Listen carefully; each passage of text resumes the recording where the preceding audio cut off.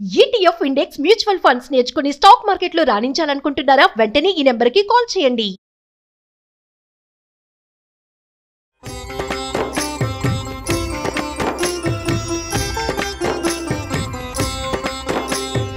నమస్కారం.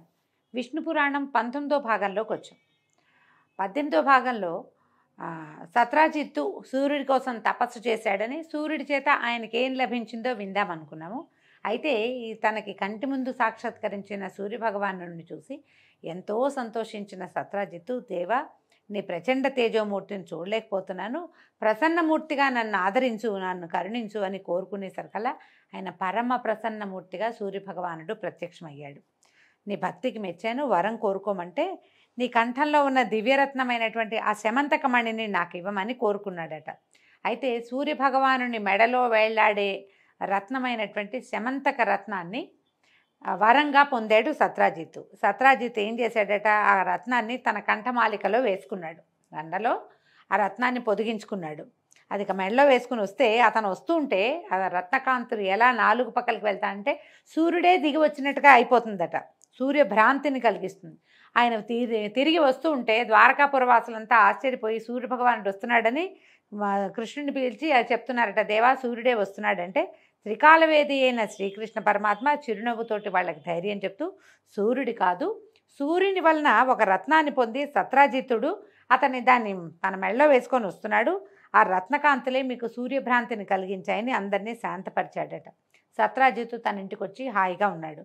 ఆ మణి దినానికి 8 బారుల బంగారము ధనము ఇస్తూ ఉండగా ఈ సత్రాజిత్తు అతిథులకి, అభ్యాగతులకి, యాచకులకి సంతృప్తిగా వినియోగిస్తూ నలుదిక్కుల పేరు పెంపులతోటి ప్రసిద్ధుడయ్యాడట. ఈ సమంతకమణి ప్రభావం వల్ల అతివృష్టి, అనావృష్టి, క్రూర జంతు బాధ, శత్రుపీడ ఇలాంటి దోషాలేమీ లేకుండా సత్రాజిత్తు ఉన్నటువంటి ఆ రాష్ట్రము ఆనంద నిలయంగా రాణిస్తూ ఉండేదట. ఇలా ఉండగా ఒకనాడు శ్రీకృష్ణుడు ఆప్తులందరినీ రావించి ఆలోచించాడట. రాజైన ఉగ్రసేనుడి దగ్గర రత్నం ఉండటం సమంజసం కదా అని మాట్లాడుకున్నారు. అయితే ఆయన కొంచెం సందేహించాడు ఆ మాట చెప్పడానికి. కథ కొంచెం తేడాగా కనపడుతుందండి. కొద్దిగా ఒక వాక్యమే బలవంతంగా అడిగి తీసుకోవడం, ఇవ్వు రాజుకి ఇచ్చేయి అని అడిగితే బాగుండదేమోనని ఆయన వెనక్కి తగ్గాడట. అయితే శ్రీకృష్ణుడు పురప్రముఖులతో కొంతమందితో ఇలాంటిది ఆలోచించినట్టు సత్రాజిత్తుకు తెలిసింది. మనసులో ఒక రకమైన కలత రేగింది ఆయనకి.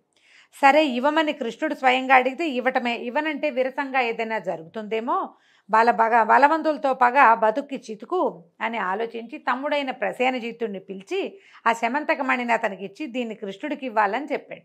ప్రసేనుడు అన్న దగ్గర సరే అన్నాడు, కానీ ఇవ్వకుండా తన కంఠహారంలో లాగా ధరించి తిరుగుతూ ఉండేవాడట. అయితే ఇతను కొన్నాళ్ళకి ప్రసేనుడు అశ్వారూఢుడై వేటకి అడవికి వెళ్ళాడట. అక్కడ ఒక చోట కంటపడిన సింహము ప్రసేనుడిని గుర్రాన్ని చంపి అతని మెడలో ఉన్న మణిని తీసుకుపోయింది. కొంత దూరాన దానికి ఎదురుగుండా వచ్చిన జాంబవంతుడు దానిని చంపి శమంతకమణిని ఆ మెరుస్తున్న దాన్ని బంతిగా భావించి గుహలో ఉన్న తన కుమారుడైనటువంటి సుకుమారుడికి ఇచ్చాడు. ప్రసేనుని సావు తెలిసినటువంటి యాదవులు శ్రీకృష్ణుని మీద నిందారోపణ చేశారు. శమంతకం పరిపాలకుడైన ఉగ్రసేనుడికి ఇవ్వాలని కృష్ణుని ఆలోచన. మెత్తమెత్తగా అడిగితే ఇవ్వడేమోనని అడవికి వెళ్ళాడు. మెళ్ళో వేసుకుని అడవికి వెళ్ళిన ప్రసేనజిత్తుని చంపి మణి తీసుకొచ్చేశాడు. ఈ ప్రజల్ని దయతో ఏలవలసిన వాడు దయ లేకుండా ఇట్లా దారుణంగా నడుస్తూ ఉంటే ప్రజలకేం దిక్కు అని ఇలా ఏమిటంటే ఒక మాట పుట్టేసరికల్లా దాని మీద 100 మాటలు పుడతాయి కదా. ఏ కాలమైనా నిందలు పుట్టడానికి ఒకటే కాలం, పోయే కాలమే అన్నిటికీను. అయితే క్రమంగా ఈ వాక్కులు, మాటలు మారుతూ, నోర్లు చెవులు మారుతూ శ్రీకృష్ణ పరమాత్మ చెవినబడింది. ఈయన ఏం చేశాడట, కొంత సైన్యాన్ని వెంట పెట్టుకుని ఆ ప్రసేనుడు వెళ్ళిన మార్గం వైపుకి అతను ఏ అడవికి వేటకెళ్ళాడో అక్కడికి వెళ్ళాడు. వెళ్తే అవి తిరిగి చూసిన తర్వాత చచ్చిపడి ఉన్న ప్రసేనుని కళేబరము వెంట వచ్చిన వారికి అడుగులు గుర్తించి చూపించాడు. ఇదిగో ఇక్కడ ప్రసేనుడి శవమే ఇది అని గుర్తుపట్టారు. అయితే అక్కడ కొంత దూరంలో ఓ సింహం చచ్చిపడి ఉంది. అక్కడి నుంచి అడుగులు జాడని చూస్తే ఒక కొండ గుహ దగ్గరికి వెళ్ళి అక్కడ చూశాడు, భల్లూకపు అడుగులు కనపడుతున్నాయి అని ఆలోచించి సైన్యాన్ని బయటే ఉంచి ఆయన లోపలికి వెళ్తే వివిధమణి ప్రభాభాసమై ఉన్న జాంబవంతుని భవనం కనిపించింది. అక్కడ లోపల కొండ గుహ లోపల ఎన్నో మణులతోటి అలంకరించినటువంటి ఇది కనపడిందట. లోపలికి ప్రవేశిస్తే ఒక దాది చిన్న బాలుని ఒళ్ళో పెట్టుకుని లాలిస్తూ అంటోందట, కుమారా, సింహం ప్రసేనుడిని చంపగా సింహాన్ని జాంబవంతుడు చంపి తెచ్చిన ఈ శమంతకమణి ఇక నీదేరా, ఏడవకు నాయనా ఏడవకు అని పిల్లవాడిని లాలిస్తోందట. ఆ మాట విన్న కృష్ణుడు ఎదురుగుండా చూశాడు. ఈ సుకుమారుడు అని బాలుడితో మెడలో మిరుమిట్లు గొలుపుతున్న శమంతకమణి సూర్యబింబం వెలుగుతున్నట్టుగా ఉంది. అయితే ఒక ముందడుగు వేసి ఆ కుమారుడి మెడలో ఉన్న మణిని తీశాడట. ఆ మణిని తీసేసరికల్లా దాసి భయంతో కేకలు పెట్టేసరికల్లా లోపల ఉన్న జాంబవంతుడు కోపించి శ్రీకృష్ణునితో 21 దినాలు పోరాడాడు. మనం ఇలాంటి కథే వింటాం, కొంచెం తేడాలతోటి. ఈ లోపల ఇలా యుద్ధం ఉంటే ఈ పైనున్న శ్రీకృష్ణుడు సైనికులు వారం రోజులు ఉన్నారు, కృష్ణుడు రాలేదు, పరలోకానికి వెళ్ళిపోయాడేమోనని భయపడి విచారిస్తూ వెనక్కి తిరిగి ఆ బంధుమిత్రులకి చెప్పారట. వాళ్ళు బంధుమిత్రులు ఏమనుకున్నారు, కృష్ణుడు రాలేదంటే ఏదో జరిగింది విపరీత క్రియ, అందుకే కుదరలేదని పారలౌకిక క్రియలు కూడా చేసేశారు. ఈ శమంతకమణి వల్ల ఇలా అసహ్యంగా జరగకూడని విషయం జరిగిపోయిందట.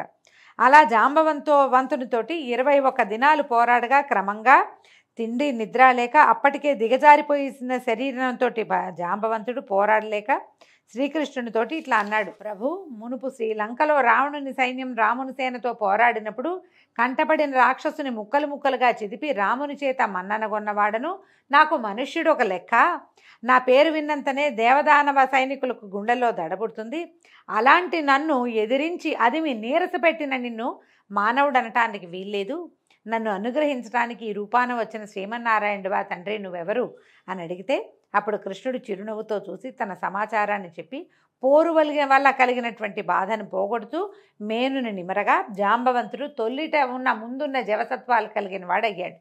పరమానందంగా కృష్ణుని తన మేడలోకి తీసుకుపోయి ఆరాధించాడు. తన కూతురైన జాంబవతినిచ్చి వివాహ పద్ధతిని పలికాడు.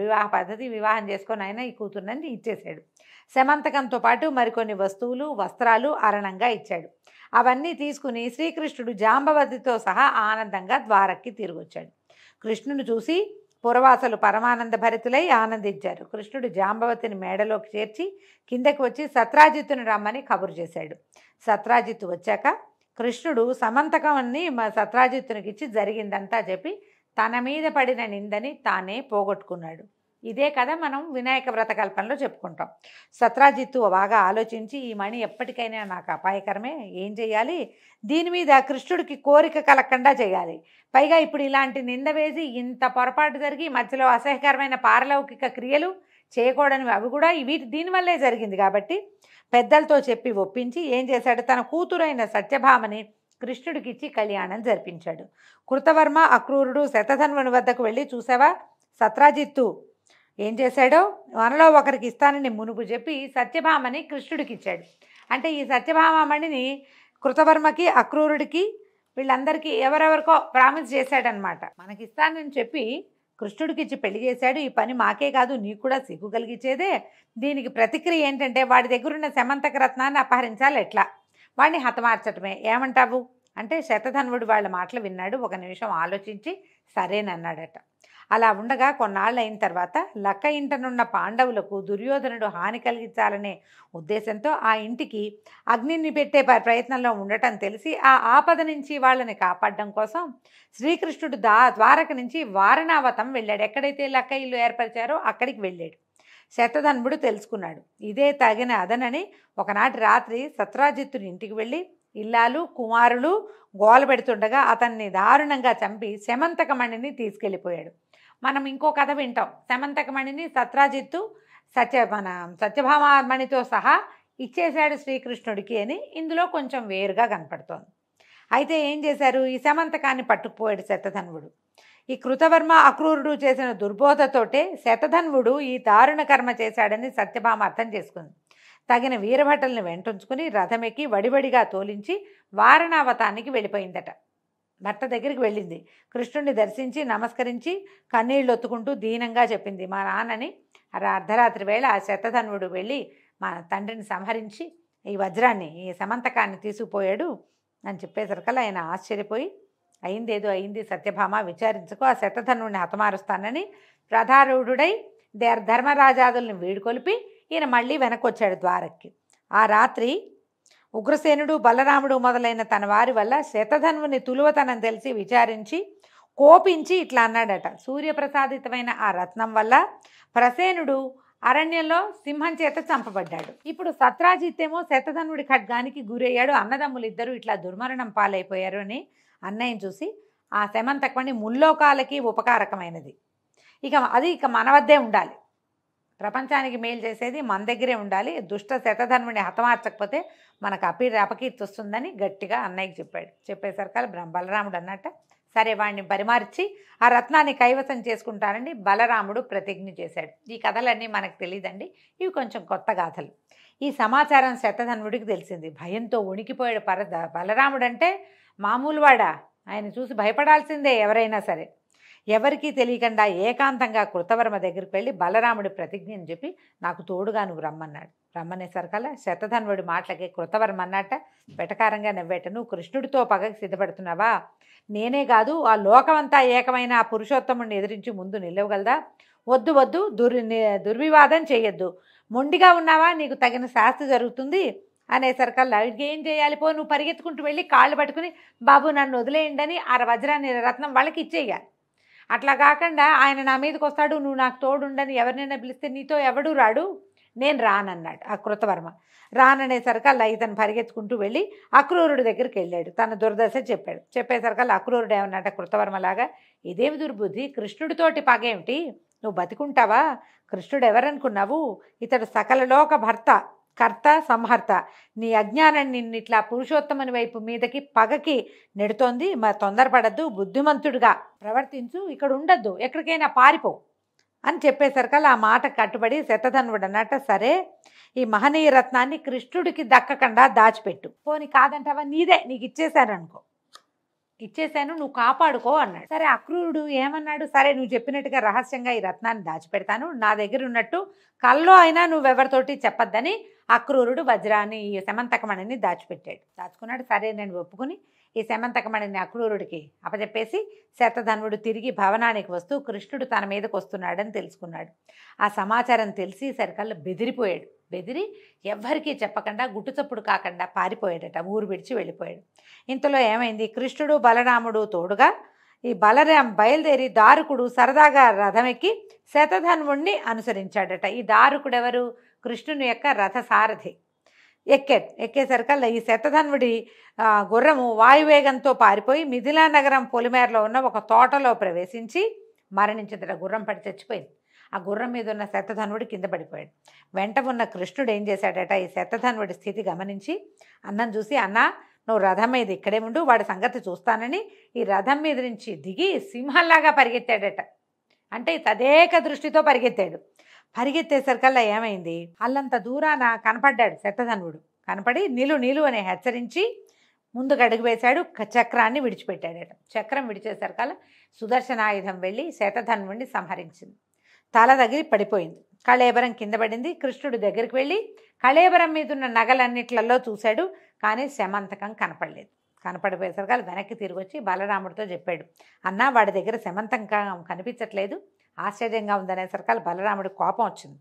కోపం వచ్చేసరికల్లా నాకు ఇవ్వాల్సి వస్తుందని మోసపు మాటలు మాట్లాడుతున్నావా, పో, నీతో ఉనికి తగదు, నీతో ఉండకూడదు, నువ్వు అబద్ధాలు ఆడుతున్నావని చిరాగ్గా మాట్లాడాడట బలరాముడు. కృష్ణుడు ఆ మాటలకు బాధపడి, అన్నా వాని దగ్గర లేదంటే నేను మోసం చేశానన్నా, అలాంటి పని ఎప్పుడైనా నేను నీ దగ్గర చేస్తానా, ఎన్నడూ చేయను, ప్రమాణవాక్కుగా చెప్తున్నా.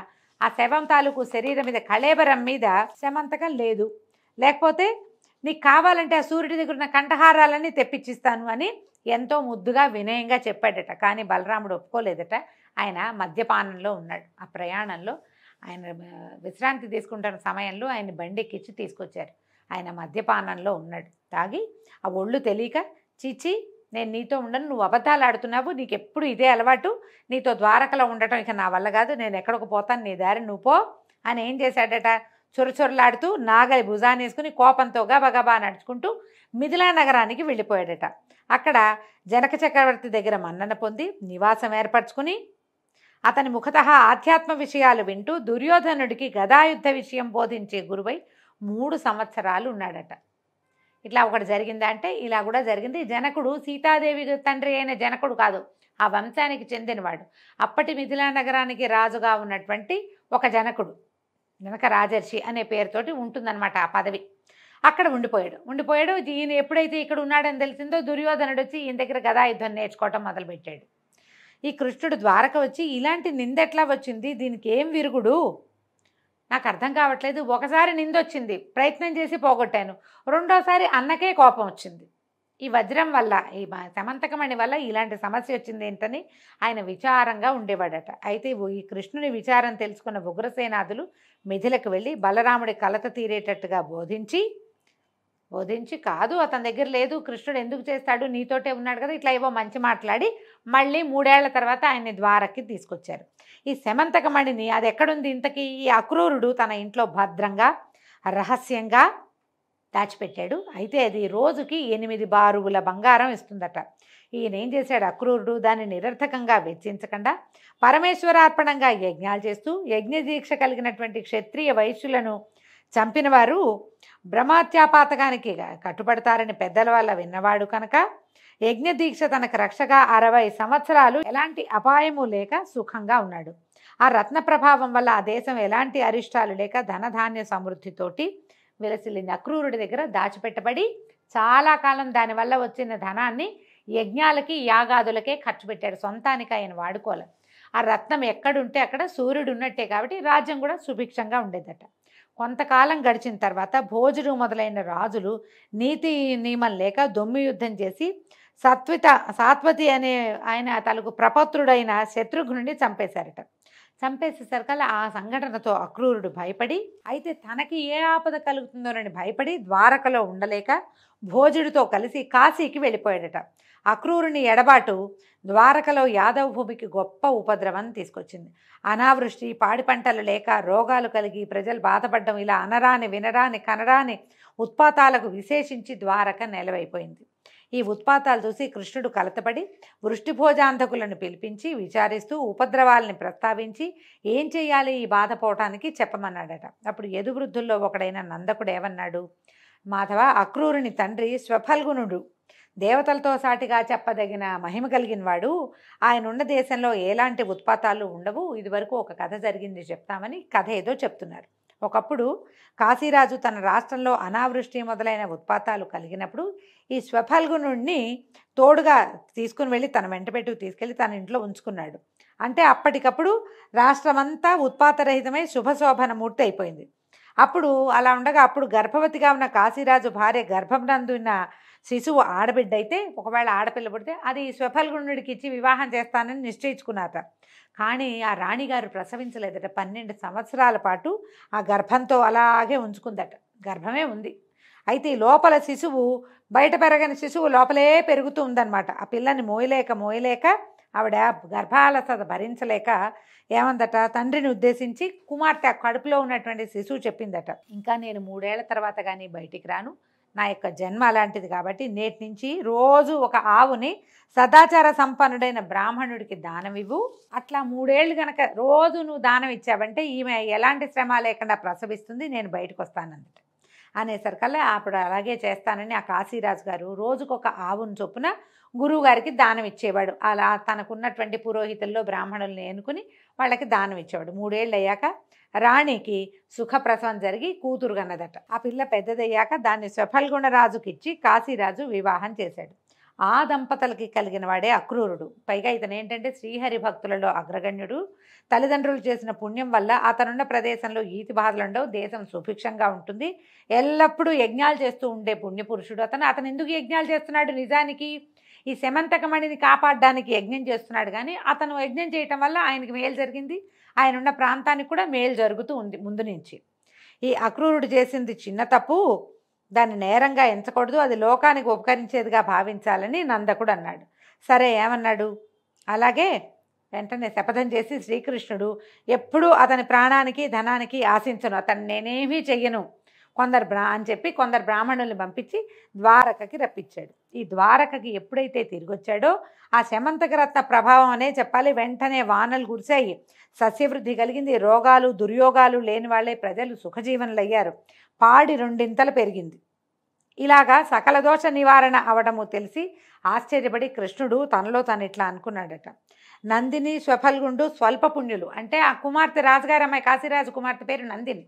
వీళ్ళు స్వల్ప పుణ్యులు, సాధారణమైన పుణ్యం చేసిన వాళ్ళు. వాళ్ళ కొడుకు అక్రూరుడు ఇంత ఇనుమిక్కిలి పుణ్యమహిమ కలిగిన వాడా? ఇది ఎలా జరిగింది వీడికి? ఇంత మహిమ ఎట్లా వచ్చింది? అది అలా ఉండని విడవక యజ్ఞాలు చేస్తూ బ్రాహ్మణులకి అపరిమితమైన దక్షిణలు ఇస్తున్నాడు.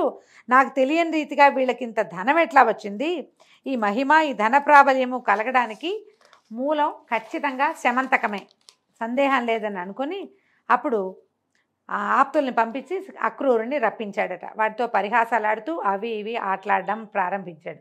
తర్వాత కాసేపు విశ్రాంతి తీసుకుని కబుర్లు చెప్పుకున్నాక, అక్రూరా, పుణ్యాత్ముడివి నువ్వు, సూర్యుడిచ్చిన శమంతకమణి నీ దగ్గర ఉంది, లేకపోతే ఇన్ని యజ్ఞాలు, దానాలు, ధర్మాలు చేయటానికి ధనం నీకెక్కడిది? చూడు, నా మాట విను, అది నీ దగ్గర ఉందన్న నమ్మక నా మీద అపనింద వేస్తున్నారు, నా మీద పడిన అపనిందని పోగొట్టు, ఈ మణిని తెచ్చి అందరికీ చూపించు అనగానే కృష్ణుడు వాటకి బెదిరిపోయాడట. అక్రూరుడు కాసేపటికి సర్దుకున్నాడు. సర్దుకుని, ఈ మణి నా దగ్గర ఉందని కృష్ణుడు ఎట్లా గ్రహించాడు? ఎప్పుడో గ్రహించి కూడా ఇప్పుడు బయట పెట్టాడా? సరే, నేను అలాగే దాచి ఉంచితే లేదని తప్పుడు మాట్లాడితే వదులుతాడా నన్ను? భయం వేస్తోంది ఓ పక్కన అని. అలాగని అబద్ధం చెప్తే ప్రాణం మీద తెచ్చుకోవటమే, ఎందుకు వచ్చిందని ఆ పట్టుదట్టిలో మూటగట్టి ఉంచిన శమంతకాన్ని తీసుకొచ్చి కృష్ణుడికి అప్పచెప్పాడట. ప్రభాత భాస్కర ప్రభాసమానమైన సామాన్య దృష్టితో చూడరానిదై అందము పొగడ్తలకు ఆలవాలమై ఉన్న శమంతక రత్నం శ్రీకృష్ణుని చేతిలోకి చేరేసరికి మరింత వెలిగిపోతూ కళకళలాడిపోవటం మొదలుపెట్టిందట. మామూలుగానే దానికి ఎంతో వెలుగుంది, భగవంతుని యందు చేరేసరికి ఇంకా వెలుగొచ్చిందట దానికి. అక్కడున్న వాళ్ళంతా ఆశ్చర్యపోయారు, జయ జయధ్వానాలు చేస్తే అక్రూరుడు అన్నాడట, అయ్యే కృష్ణ, నీ దయ నాపై ఉన్నందువల్లే ఈ దివ్యరత్నం నా వద్ద ఉండటం జరిగింది, విశేషించి నాకు ఇంత సంపద కూడా కలిగింది, కాకపోతే ఇట్లా జరుగుతుందా?